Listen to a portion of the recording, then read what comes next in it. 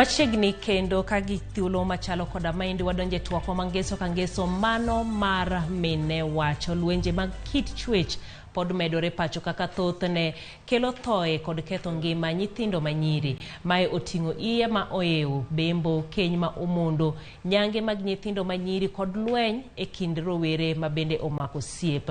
Lweny ni oseyud ni medore e kind rowere ka thothgi oluor mar goyo lipot. E twakwa mar mine wacho kawuono watoko Taslin Otieno ma en jalony e wechego mag kit chwech. Oimore kendo machiegni. Oimore ahinya Jaile. Erokamano ahinya. Ang'eni achiwo nonro ni matin kabisa to lera joneno ni to Taslin en ng'awa to lony mari chalo nade? Okay, Taslin en nyako mohero gige nyiri, gik mar konyo nyiri. Sama nyiri nigi shida an kacha konyogi. Asebedo katimo policy change, policy formulation. Asebedo ka wakonyo nyiri ma maybe kapok ochopo higa 18 modhi katedo. Wasekonyo nyiri ma omako ich kapok nitie school mondo make sure ni gidok e school. Koro mago gik ma asebedo katimo. Kendo asetimo gik moko ma chalre kaka leadership. Yes. Weche mag telo. Erokamano. Yeah. Lony no duto te ema miyo watwake kawuono. Kiwacho konyo nyithindo manyiri mabendo mako iye, mago mabende nodhi katedo kapod tindo. Eni geno margi orumo. Thothne ji wacho kata iyudo ni nyathi manyako momako ich. Thothne gwenge mare orumo kamano, sombe orumo, oneno ni ngima no orumo, keny kende ema koro nyako dhiye. Ma en adier? Okay, na adieri. Nyathi nyalo mako ich kapod nitie school, lakini pod onyalo wuok kacha, odhi onyuol kendo odok e school. Mano yiene. Onyalo dhi katedo, odhi ogole katedo, odok e school bo som, bo bed ng'at ma odwaro bedo in future kata ndalo mabiro. Yes. Okay, ni mano ni koro mano en ma the last gima mogik ma nyathi nyalo timo. Nyathi oyiene kata ka ing'eni jikier, kikier matin, mano ok onyiso ni igoro piny. Inyalo chung' malo kendo ibed ng'at mani dwaro bedo in future. Ywak osebedo e wach mar nyithindo manyiri ma bendo mako iye osenyuol to gombo dok school. Piny owacho noloso iluongo ni school re-entry. Ma bende oyiene nyithindo manyiri machal kamagi mondo odogo som. Kata kamano entiere gi chochni mopogore opogore kuom skunde magidhiye, gino wuon paro magintiere godo kanyakla kod society kaka rwakogi kata jok mabende dok rwakogi e skul. Inyalo nyiso matin e wach mar school re-entry. Okay, school re-entry program no biro mondo okony nyithindo manodhi katedo kata nyithindo manomako ich mondo dok e school obed gi a very friendly environment maginyalo somo godo, lakini obedo gi challenges kata shida mang'eny.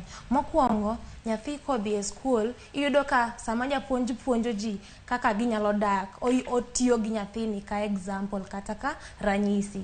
Mar ariyo, nyithindo kata sama gitugo to koro ok gidwa tugo gi nyathini nikech japuonj nosewacho ni ne ok onego wabed kaka in. Ginene mopogore, ginene kaka nyathi wadgi. Yes, koro ibodo gi stigma. Koro nyathini iyudo ka samoro ochako ringo odok katedo kata oweyo school. Koro magi e shida mwasebedo godo. Alafu samoro nyathi odok school lakini oonge gi janyuol monyalo weyone nyathi. Koro iyudo ka kendo koro somo bet matek. Alafu samoro re-entry program samoro kaka ne government nowacho ni nyithindo odok e school, nitiere jok mano nyuomo nyithindo mano kodwoko nyithindo dalagi. Ne giketo gi dalagi lakini koro gidhi e school. Daytime in nyathi school, alafu kidok ot godhiambo in dako. Koro iyudo ka nyathini ok onyal bedo kata ok onyal tiyo school kaka nyathi modak dalagi cha nyalo tiyo. To koro performance ne ok nyal bedo. Poge koro ni koro sani an nyathi school. To seche gi koro an chingato kata an min ng'ato. Kendo kidok dala nyaka idhi mot, nyaka idhi ted, nyaka idhi ng'i nyathini kendo ing'i chuori. Koro iyudo ka nyathini ok onyal bedo kaka nyithindo moko modak dala gi ka. Yes. Ing'eni gi sani iwacho ni sama waneno chochni makamagi nyaka wabi ane to koro duoko ni kanye e wach mar duoko nyithindo gi e school. Waseneno ni sirikal ne ntiere gi paro maber ni nyathi manyako momako ich ber kodok e skul mondo otiek sombe. To waneno achiel ariyo adek moko pek ariyo adek. In kaka jalony ang'o mowinjo bedni itimo, okenge magi mowinjo bedni ikawo? Nitiere gik mang'eny ma wanyalo timo. Kwachako gi wanyalo chako wuoyo wachgi. Kineno ka ng'ato onyuomo nyathi, wuogo ko iwach ni nyathini onego dok e skul to ok onyal dak kodi, nyaka odhi skul ka entiere gi watne kaka min gi kata waygi or anyone, lakini ok ni koro ni idak kode skul ni en chiegi kendo en nyathi skul. Mar ariyo, wanyalo chako puonjo nyithindo kapod tindo ni mondo wagol stigma mantiere. Alafu jopuonje be koro nyaka bed ni ging'e ni nyathini samodok e skul ni odwaro a second chance. Kidwaro tiyo kode as an example, koso ranyisi kuom jogo mose kethore, kendo koro igolo hope from this child. Koro nyaka ibed encouraging, ijiwo nyathi donge nyaka ijiw nyathi kone ni this is not the last ma ok en gima rach, ok rach, lakini ni chwanyori to pod inyalo. Yes, inyalo chung' malo kendo itim gima idwaro. Koro magi gik ma wanyalo timo. Alafu government koro be nyaka omanyore ma miyo jok ma abuse nyithindo, nikech wan gi jok ma kaka under 18 mostly samoro yudo ni ok en under 18 emo miye ich kata ok en under 18 emo nyuome.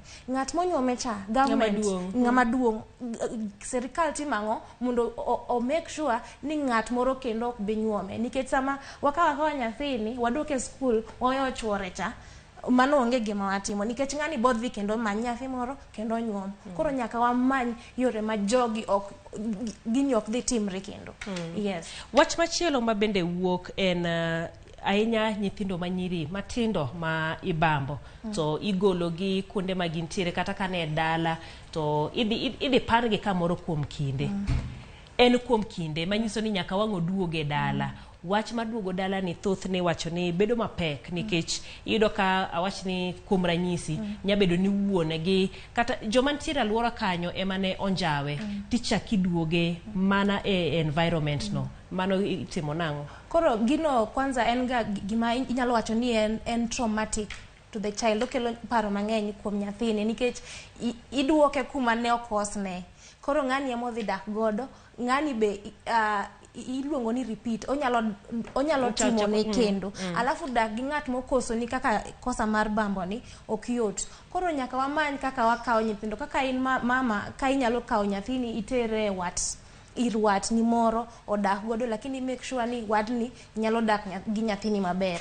Kata wantiere gi rescue centers mang'eny kuma nyithindo ma obamb, kuma mon mo go through GBV kata mogo dake, mago kuma nyithindo gi nyalo bete for a while kata kuom sama tin. Alafu koro wamanyo negi kuma iluongo ni reintegration, kuma ginyalo dhiye ba gi bed comfortable. Yes, ma gi bed makare. Wantiere koda osiep, jimako osiep, wacho ni ntie kindego kata ik ma bende rowere nitiere. Osiep nyaka bedi. To sani report ma bende donjo en ni thoth osiep gi chako gi lwenje. En gino ma bende yudo ni wuoi opamo nyako kata goya ngum. To mae kaka gichako makoro kodonje keny to koro omedore. Ne nyithindo marowere ma bende neno asani kata winjo kata jogo ma bende neno timbe machalo koda magi, ang'o minyalo nyisogi? Ing'eyo ni ndalo machon ne kapok udonjo ginene e riwruok machal kamae, nudhiga ir jonyuol uwuoyo kodgi. Koro kata kudok udak untiere gi heshima moro kindu, lakini tinde waero cohabitation, waroma wadaka to kwadhi kata ng'eyo. Koro onge accountability. Anyalo pami sama ndwaro, anyalo goyi, anyalo yanyi, to onge ng'ama bo penja, nikech pokateri dalawa pokitera dalau. Koro onge kaka. Alafu moro en drug ginene kongo gi yedhe moko kaka mameroji. Ma en ga one of the ways koso gik makelo ga shida gi, nikech iyudo ni kitiyo gi gigi wiyi ok dhi tiyo kaka ng'at moko tiyo godo tiyo. Koro iyudo ka yot ni sana mondo igo ng'ato, yot ni sana mondo ibamb ng'ato.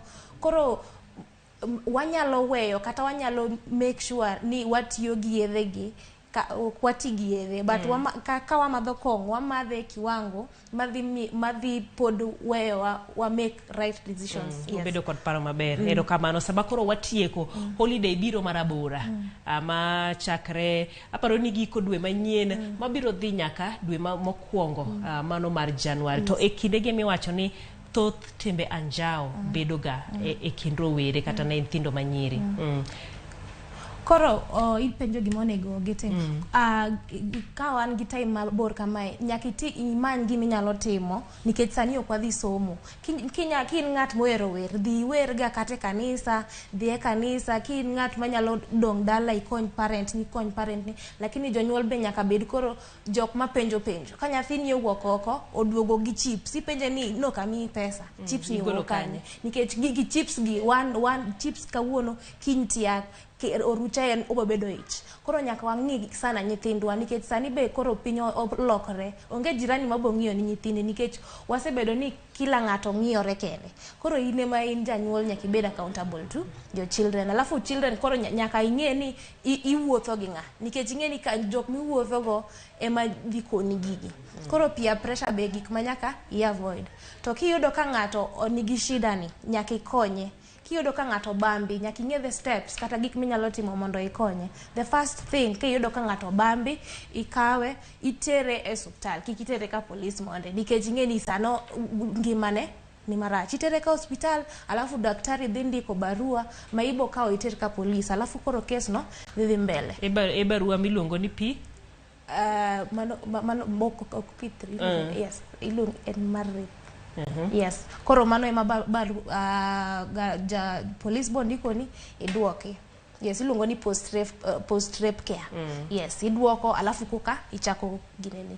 Nikech kata kidhi ka police kwanza, police bo koni ni dhi hospital. Koro you'd rather just idhi adhi hospital kwanza alafu iduogi. Ero kamana hinya. Mabende ang'eyo maduong' en ni goyo lipot no kanyakla kod luwe nyaka giko mondo kes no orum. Mano kanyire moko kuom okenge mabende wanyalo kawo mar tieko godo lwenje mabende mako kit chwech e kind rowere kanyakla kod joma dongero. Kamano Nyatasni kuom riwru koda odhiambo makawuono.